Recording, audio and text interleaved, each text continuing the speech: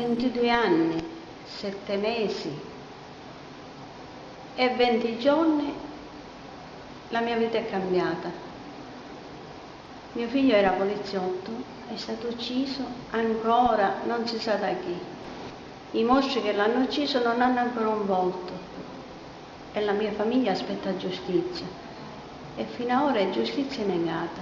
Memoria, perché non è possibile un'azione di cittadinanza, non è possibile contrastare davvero mafie, corruzione, malaffare, ingiustizie se non si ricorda il sacrificio di tutte quelle persone, di tutti quegli italiani che sono stati uccisi per mano mafiosa. E quindi è doveroso ricordarli tutti, a partire dal primo fino all'ultimo, cercando il più possibile di non dimenticarne nessuno. Per questo, da 17 anni a questa parte, in una città diversa della nostra Italia, organizziamo la giornata nazionale della memoria e dell'impegno. Ma io, una donna che è timida, non mi sono mai stancata di andare anche in una piazza, anche nelle strade, a raccontare la storia di mio figlio. Perché loro erano giovani, meritavano di vivere, meritavano di vedere i loro figli.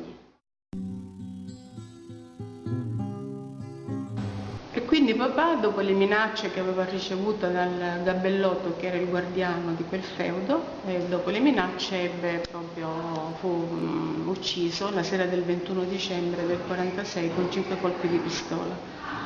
Io ero una bambina di 4 anni e mezzo, piccolissima, quindi non avevo l'età per capire, non avevo neanche la capacità di conservare il suo ricordo, e quindi la mia tragedia è stata non soltanto la morte di papà, lo strappo di papà che io non ho potuto conoscere, ma è stato gravissimo anche la impossibilità di poter costruire il ricordo di papà, perché allora di mafia non si parlava, si diceva che la mafia non esisteva, lo diceva il nostro Presidente del Consiglio, l'onorevole Scelba, lo diceva la Chiesa, lo dicevano tutti quanti, e anche chi sapeva dell'esistenza della mafia la negava per la paura.